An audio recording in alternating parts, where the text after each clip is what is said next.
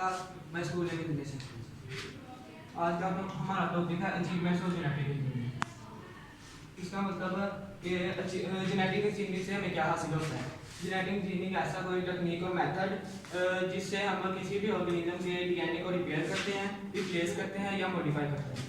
तो सबसे पहले अचीवमेंट है इंसुलिन।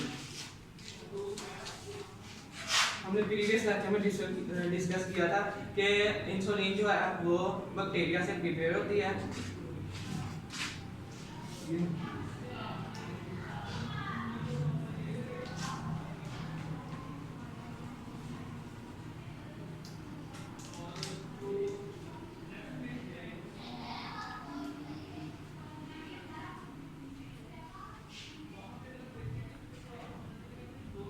ह्यूमन सेल में इंसुलिन प्रिपेयर करने वाली जीन लेनी है, इसको प्लाज्मा के अंदर इंसर्ट कर देना है।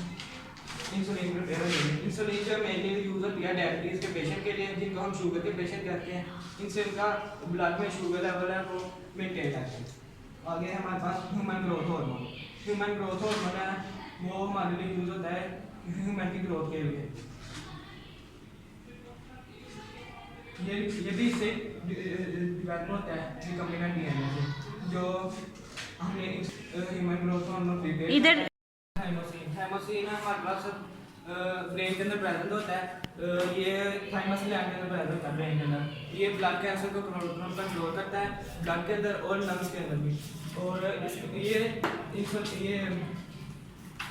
हमारे पास है बीटा एंडोर्फिन। ये एक कॉम्प्लेक्स स्ट्रक्चर होता है ब्रेन के अंदर, इसकी इस तरह का होता है।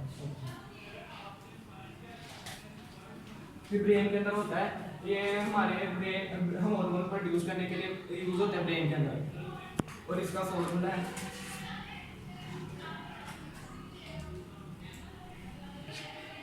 आगे हमारे पास है इंटरफेरॉन।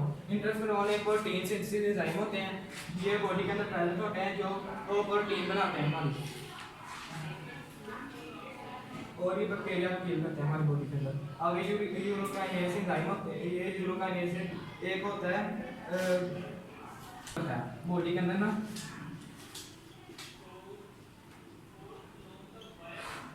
ये बॉडी के अंदर ब्लड वेसल्स के अंदर ब्लड को ग्रोथ होने से बचाता है और कर सकते हैं। फिर बॉडी के इंजेक्ट करते हैं जिसकी वजह से हमारे ब्लड के अंदर ग्लोब नहीं बनता।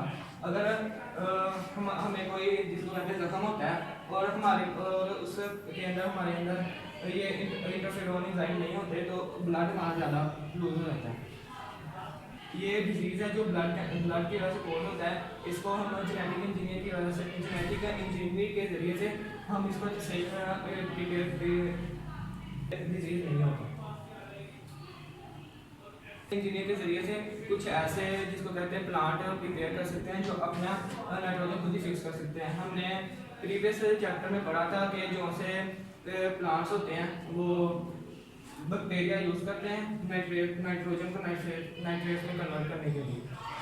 तो हम जेनेटिक इंजीनियर से कोई ऐसे प्लांट्स बनाते हैं जो अपना नाइट्रोजन खुद ही नाइट्रेट में कन्वर्ट करते हैं।